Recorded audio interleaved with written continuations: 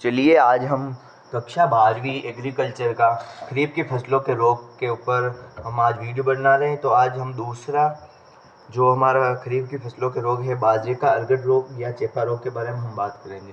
तो ठीक है दोस्तों, आज हम बात करेंगे बाजरे का अर्गट या चेपा रोग।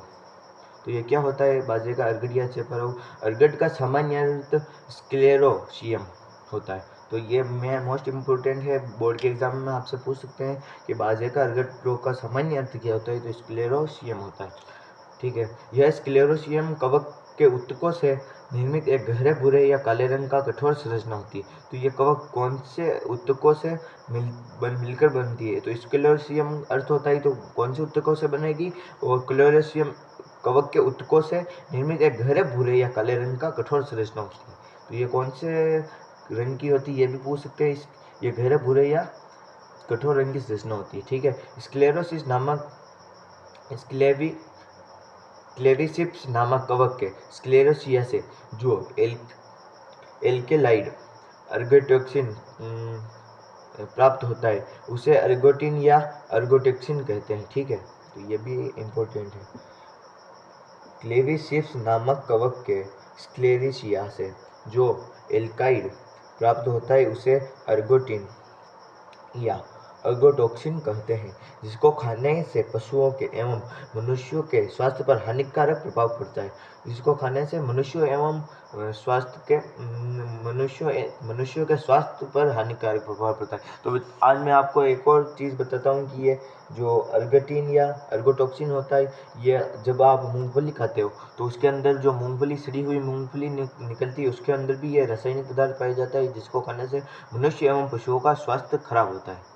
ठीक है, तो जिसमें ये बात हो गई और इसको खाने से हानिकारक प्रभाव होता है। जिसमें मनुष्यों में पेट दर्द, तो मनुष्यों में ये पूछ सकते हैं आपको कि अर्गोटोक्सिन युक्त पदार्थ खाने से मनुष्यों में कौन कौन से रोग हो सकते हैं? तो जिसमें मनुष्यों में पेट दर्द हो सकता है, सिर चकना हो सकता है, उल्टी एवं अतिसार के लक्षण प्रमुख है। कवक के स्क्लेरोसिया अर्थात उसके निषिक्तांड या बीजाणु को हम कुछ भी बोलते हैं। इस कवक के स्क्लेरोसिया खाने से मनुष्य व जानवरों में जो रोग होता है उसे अर्गोटिज्म कहते हैं। ठीक है, जो मूंगफली सड़ी हुई मूंगफली अंदर से बीज में जो रहती है, हमको लगभग वो जालियों जैसी संरचना में दिखाई देती है, उसको खाने से अर्गोटोक्सिन नामक रोग होता है, जिसको हम अर्गोटिज्म कहते हैं। लक्षण क्या होंगे इसके? किस में लक्षण होंगे? मनुष्य में लक्षण नहीं होंगे। ये हो गया बाजरे का अर्गट या चेपा रोग में इसके क्या लक्षण होंगे। तो इस रोग के लक्षण पुष्पावस्था के समय दिखाई देते हैं। बाजरे का अर्गट या चेपा रोग के लक्षण पुष्पावस्था में दिखाई देते। किसमें देता है? पुष्पावस्था में दिखाई देते। रोग के आधार पर दो भागों में बांटा जा सकता है। पहला मधुबंधु अवस्था, दूसरा स्क्लेरोसिया अवस्था। तो आपने जैसे पढ़ा था बाजरे का मृदुरोमिलासिता या हरित बाली रोग, उसमें भी दो अवस्था थी, एक तो मृदुरोमिलासिता और एक हरित बाली अवस्था। ठीक है, उसका रोगजनक क्या था आपको याद है अभी तक? स्क्लेरोस्पोरा ग्रेमिनिकोला उसका रोगजनक था। ठीक है, तो हम वापस अपने बिंदु पर आते हैं। इस रोग को लक्षणों के आधार पर दो भागों में वर्गीकृत किया गया। ठीक है, तो पहला है मधुबिंदु अवस्था। तो इस रोग के बारे में हम डिटेल से जानकारी प्राप्त करेंगे। अगर आपको नोट्स चाहिए तो मेरे कमेंट में जाकर आप मैसेज कर सकते हो, तो मैं आपको नोट्स, मेरे हैंड मेकिंग नोट्स आपको उपलब्ध कराऊंगा। ठीक है, बिल्कुल निःशुल्क। रोग की इस अवस्था में सर्वप्रथम छोटी छोटी गुलाबी शहद के रंग की तरह शहद, तो इसमें मधु मतलब शहद होता है, उसके तरह छोटी छोटी बूंदें एकत्रित होती है। और कहाँ पे होती है? रोग बालियों पर दिखाई पड़ती है। छोटी छोटी द्रवीय बूंदें, मतलब मधु मतलब शहद की जैसी बूंदें होती है, छोटी छोटी बूंदें, वो हमको बाजरे की बालियों या सीटों पर दिखाई देती है। ठीक है, जो बाद में भूरे रंग के चिपचिपे पदार्थ के रूप में बाली पर फैल जाती है। वो जो बाद में चिपचिपे अर्थात जैसे गम लाइक स्ट्रक्चर की संरचना में वो पूरे भूरे रंग के बाली पर फैल जाती है, अर्थात सीटे पर फैल जाती है। इसी कारण इस रोग को बाजरे का चेपा रोग भी कहते हैं। चेपा रोग क्यों कहते हैं? क्योंकि वो चिपचिपा पदार्थ हो जाता है, इसलिए इसको चेपा रोग कहते हैं। तो आपको ये कुछ भी समझ में नहीं आए हैं तो आप व्हाट्सएप ये क्या नाम है कमेंट में जाकर आप कमेंट लिख कर पूछ सकते हो, आप मैं बता दूंगा आपको। तो ये चित्र है, ये चित्र तो पूछे तो नहीं जाते हैं, तो अभी देख लेना एक बार, एग्जाम में आ सकते हैं क्योंकि बोर्ड पैटर्न चेंज हो रहा है इस बार। स्क्लेरोसिया अवस्था, मधुबिंदु अवस्था के 10 दिन बाद रोगग्रस्त बालियों में दानों की जगह गहरे भूरे काले रंग के स्क्लेरोसिया बन जाते हैं। तो ये स्क्लेरोसिया अवस्था क्या है, तो ये याद कर लो। मधुबिंदु अवस्था क्या है, मधुबिंदु अवस्था के 10 दिन बाद, जस्ट 10 दिन बाद रोगग्रस्त बालियाँ, जो बालियाँ होती है ये आपको दिख रही है बालियाँ, रोगग्रस्त बालियाँ है ये। रोगग्रस्त बालियों में दानों की जगह गहरे भूरे या काले रंग के स्क्लेरोसिया बन जाते हैं। ये गहरे काले रंग के, जैसे कि आपको ये दिख रहा होगा, ये गहरे गहरे काले रंग के स्क्लेरोसिया बन जाते हैं, ठीक है। अब दूसरी अवस्था, ये 10 दिन बाद रोगग्रस्त बालियों में जगह रंग के स्क्लेरोसिया बन जाए, रोगजनक। इसके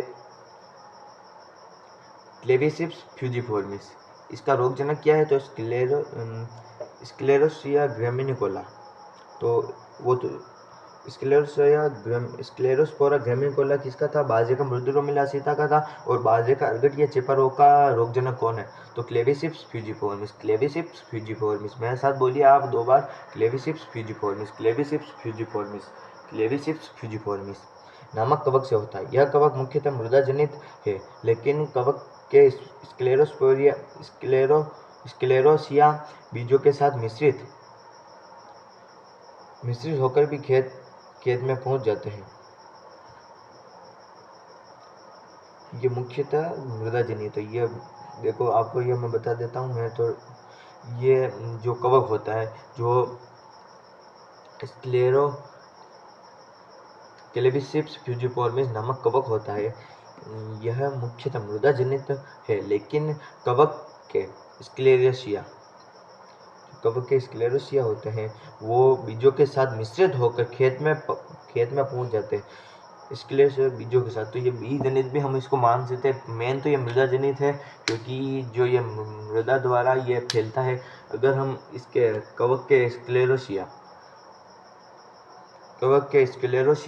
अगर बीज के साथ में मिश्रित होंगे, तो बीज जब हम मृदा में उड़ेंगे, और अगर उसमें बीज मृदा में डालेंगे, तो उसके मृदा में तो वो पहले से उपस्थित है, और वो अगर स्क्लेरोसिया वो बीजों में भी होगा, तो ये बीज जनित भी हम इसको कह सकते हैं। तो आगे चलते हैं। अतः यह कवक स्क्लेरोसिया के द्वारा जीवित रहता है, ठीक है। मृदा में पड़े स्क्लेरोसिया बाजरे में पुष्पन के समय अंकुरित होकर इसको बीजाणु बनाते हैं। तो ये चैप्टर आपको ये बिल्कुल आसान है। तो आप ये पहले 5 चैप्टर याद कीजिए, फिर ये चैप्टर आपके लिए बिल्कुल आसान, क्योंकि ये इसको बीजाणु या इसको स्पोर बनाता है। तो ये क्लेविसिप्स फ्यूजिफोर्मिस, तो ये चैप्टर 5 में दे रखा है। तो इसका पूरी एक सारणी है छोटी, वो सारणी आप याद करेंगे, ये 6ठा और 7वां चैप्टर आपके लिए बिल्कुल ईजी हो जाएगा। तो पहले 5 चैप्टर पूरा पढ़िए, फिर 6 और 7 पढ़िए। यह इसको बीजाणु वायु प्रवाह द्वारा नवजात पुष्पों पर पहुंचकर संक्रमण करते हैं। यह इसको बीजाणु वायु प्रवाह द्वारा नवजात पुष्पों पर पहुंचकर संक्रमण करते हैं। तो ये वायुजनित भी कह सकते हैं हम इसको, क्योंकि जो इसको बीजाणु होते हैं, वो वायु द्वारा भी पौधों पर पहुंचकर नुकसान पहुंचाते हैं, ठीक है। तो इसका हम प्रबंधन की बात करें, सही प्रबंधन वही होगा जैसा कि हमने खरीफ अपने बाजरे का मृदुरोमिलासिता में किया था। खेत की ग्रीष्मकालीन गहरी जुताई करेंगे, ठीक है। ये सब में सेम रहेगा, आपको एक बार याद कर लीजिए। ये इसमें भी सेम रहेगा, अपने फसलों में भी। और फलों के प्रबंधन जो हम बाड़ लगाते हैं, और आंवला मामला किसी के बीच में जो अंतर कृषि करते हैं, उसके लिए भी ये सेम रहेगा। तो खेत की ग्रीष्मकालीन गहरी जुताई करेंगे। स्वस्थ व स्क्लेरोसिया मुक्त बीज ही बुआई के काम में ले। तो ये हमने बीज जनित हो गया, तो बीज जो स्क्लेरोसिया कवक के बीज से जनित बीज होते हैं, उनको हम काम में नहीं लेंगे, ठीक है। तो दूसरी बात होती है, ये इसका तीसरा है, अगेती बुआई करके रोग का प्रकोप कम किया जाता है। क्या किया जाता है, अगेती बुआई को करके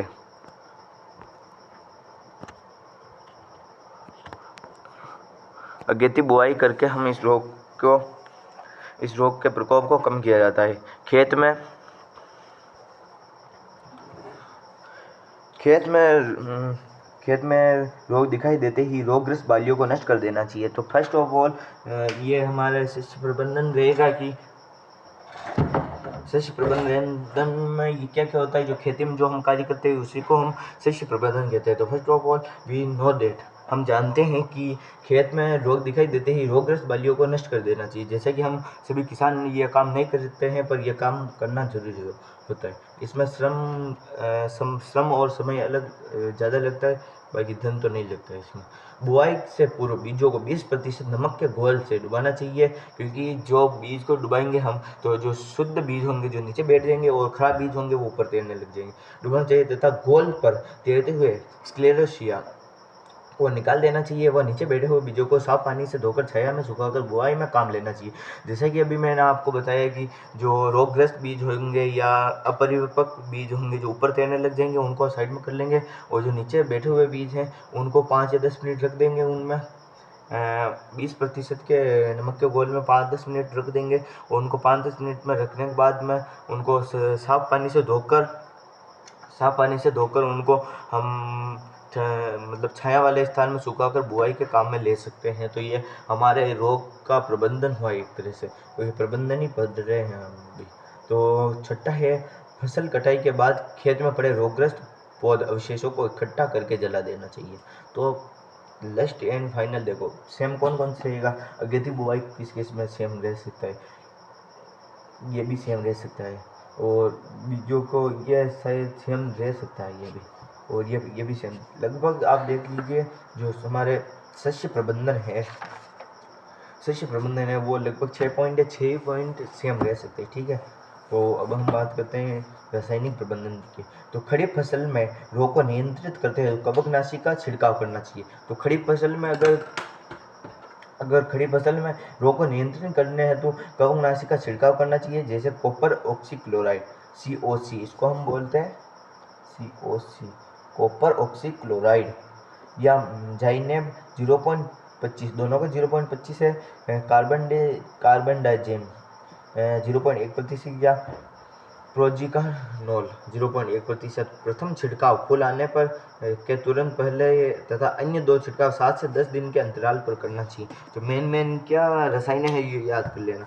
जैसे ये प्रोजिकोनोल मैंने भी ये पहली बार सुना है, कार्बनडाजिम प्रयोग होता है, जाइनेब प्रयोग होता है, COC copper oxychloride, carbon oxychloride नहीं है, कॉपर ऑक्सीक्लोराइड COC, ठीक है। मेरी गलती हो गई थी, जैसे ये रासायनिक प्रबंधन हमारे पूर्ण हो गए। रासायनिक प्रबंधन पूर्ण, ये 3-4 अगर आप ये याद कर लोगे, रट लोगे, तो ये सब में सेम आएगा। कुछ रोग होगा उसमें ये अलग आ सकते हैं, ठीक है। तो अब हम जैविक प्रबंधन करें। जैविक प्रबंधन में क्या होता है कि जैविक प्रबंधन में हम प्रमाणित बीज, जैसे जैविक नियंत्रण हो सकता है, ये अपने प्रतिरोधी किस्मों को यूज कर सकते हैं, वही हमारे जैविक प्रबंधन में आते हैं। जैविक नियंत्रण हेतु फ्यूजेरियम ऑक्सीस्पोरम, फ्यूजेरियम शंबुसिनम, ये जैविक नियंत्रण हेतु हम फ्यूजेरियम शंबुसिनम नामक कवक का उपयोग करना चाहिए। मतलब ये कवक है जो कवकनाशी की तरह काम करती है, इसका नाम है फ्यूजेरियम शंबुसिनम। तो हम आगे चलते हैं। दूसरा जैविक नियंत्रण है पूसा 23, WCC 75, ICMH 88088। जैसे कि ये हमने पहले भी पढ़ा था, ये हमने बाजे का अर्गट रोग का ये है जैविक प्रबंधन, और बाजे का मृदुरोमिलासिता का भी ये प्रबंधन है। बाजे का मृदुरोमिलासिता इसका भी जैविक प्रबंधन है, ये देखिए ICMH 88088, और इसका भी बाजे का अर्गट या चेपा रोग का भी ICMH 88088। तो ये आपके जेट में भी एग्ज़ाम में आ सकता है, जेट 2024 एग्ज़ाम में आ सकता है, और बोर्ड के एग्ज़ाम में भी आ सकता है। ये बोर्ड के एग्ज़ाम में आएगा आपके लगभग 1 लाइन क्वेश्चन में आ सकता है।